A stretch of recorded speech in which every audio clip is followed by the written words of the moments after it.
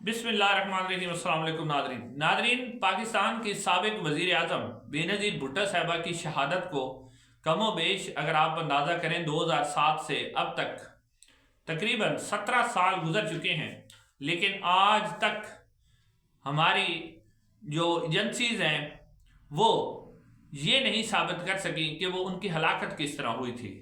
Nadreen, जो कहानी बनाई गई है कि 26 और 27 दिसंबर की दरमियानी शब टीटीपी के कमांडर जो थे नसरुल्ला, उन्होंने प्लानिंग की थी जो बेनज़ीर साहिबा की रावलपिंडी के अंदर कत्ल की, और साथ वो अपने दो लड़कों बिलाल और इकरामुल्लाह को लेके आया था, खुद को शर बम्बार।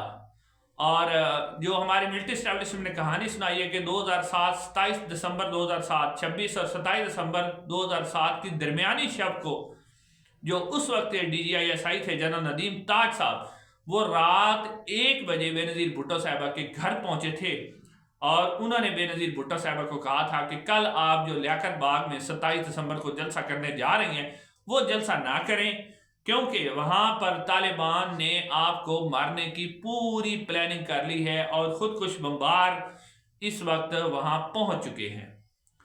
तो बेनज़ीर भुट्टो साहिबा ने जनरल नदीम ताज से कहा कि अगर आपको मालूम है कि खुद कुछ बमबार आ चुके तो आप उन्हें गिरफ्तार क्यों नहीं करते। यानी बेनज़ीर ये समझ रही थी कि शायद ये मुझे डरा रहे हैं कि मैं जलसा ना करूं। तो इसके ऊपर जनरल नदीम ताज ने कहा कि ऐसा मुमकिन नहीं है, हमारा जो सोर्स है ना वो एक्सपोज हो जाएगा, लिहाजा हम उन्हें गिरफ्तार नहीं कर सकते। ये कहा था जनरल नदीम ताज ने। अच्छा, और दूसरी तरफ जो फिर कहानी सुनाई गई कि बिलाल और इकरामुल्लाह को लेकर हसनैन और रफाकत दो और लोग थे, वो उन्हें लियाकत बाग में ले गए और लियाकत बाग में सारा दिन वो इंतजार करते रहे जब बेनज़ीर भुट्टो साहिबा तकरीबन आधे घंटे के करीब उन्होंने तकरीर की थी लियाकत बाग के अंदर, और वहां पर काफी सारी मशकूक सरगर्मियां भी देखी गई थी लियाकत बाग के अंदर ही। बेनज़ीर के पास खड़े हुए लोगों के इशारे, खालिद शहनशाह और बहुत से लोगों को इशारे देखे गए थे।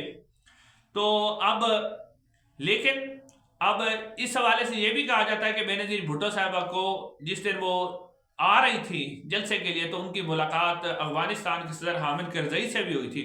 उन्होंने भी उनको खबरदार किया था कि बीबी आपकी ज़िंदगी को बहुत ज़्यादा ख़तरा है, लेकिन वो जो है उन्होंने जनरल नदीम ताज को भी यही कहा था कि आपकी जिम्मेदारी है मेरी सिक्योरिटी करना और सिक्योरिटी आप मजबूत बनाएं और मुझे पूरी सिक्योरिटी फराहम करें।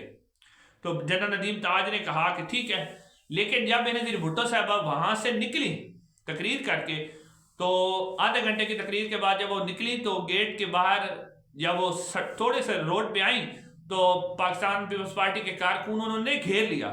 उनकी जो सेक्रेटरी थी नहीद खान वो भी उनके साथ ही बैठी हुई थी।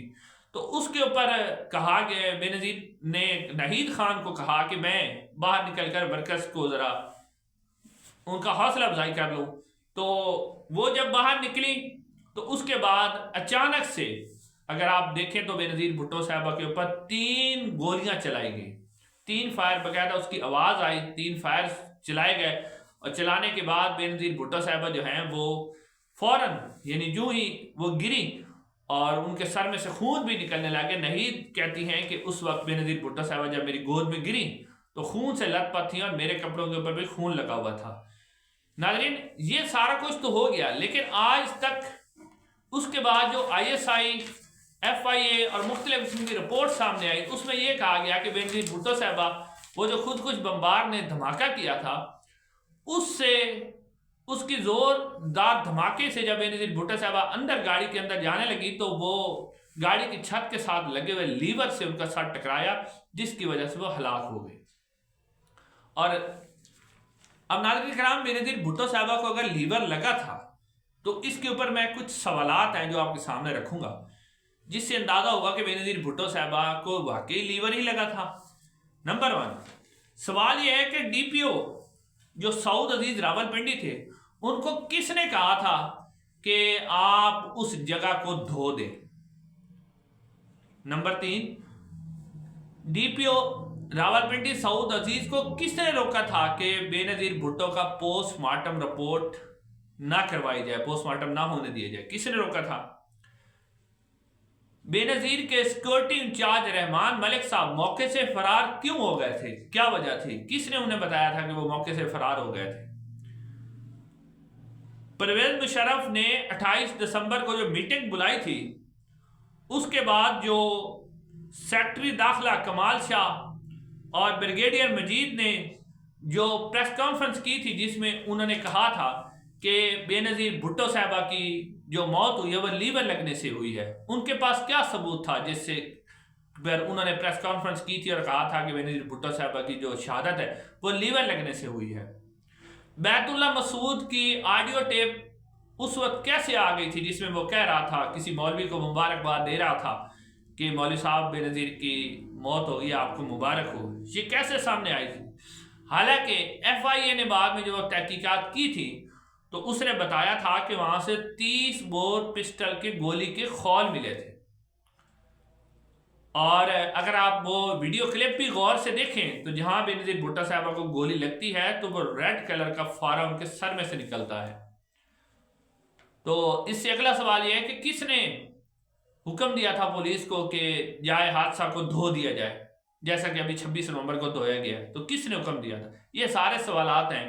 آج تک ایک سابق وزیر اعظم کی شہادت کا صرف یہی پتہ نہیں لگ سکا کہ ان کی موت ہوئی کیسے۔ لیور لگنے سے موت ہوئی، بس یہی کہانی ہے، لیور لگنے سے موت ہوئی، لیور لگنے سے موت ہوئی، یعنی اسی مسئلے کو بھی حل نہیں کیا جا سکا۔ تو اب آپ دیکھیں کہ عام لوگوں کو انصاف کیسے ملے گا؟ 26 نومبر کو جو قتل عام کیا گیا اس کو انصاف کیسے ملے گا جب ایک سابق وزیر اعظم جو کہ 2 دفعہ وزیر اعظم رہی، ایک بہت بڑی پارٹی کی سربراہ، ایک بلند پایا ورلڈ لیڈرز، ان کو قتل کر دیا گیا، اور آج تک ان کے قتل کا الزام طالبان پر لگایا، طالبان اس کی تردید کر چکے ہیں، لیکن انہیں پر الزام لگا کے اور لیور سے ان کی ہلاکت کو کرا دیا گیا۔ پیپلز پارٹی بھی آج تک خاموش ہے، اقوام متحدہ سے بھی تحقیقات کے کروڑوں روپے لگائے گئے، آج تک کوئی رپورٹ جاری نہیں ہو سکی۔ پیپلز پارٹی کی حکومت 5 سال رہی، پھر بھی کوئی رپورٹ جاری نہ کر سکی۔ انشاءاللہ اگلے ویڈیو میں ملاقات ہوگی۔ السلام علیکم۔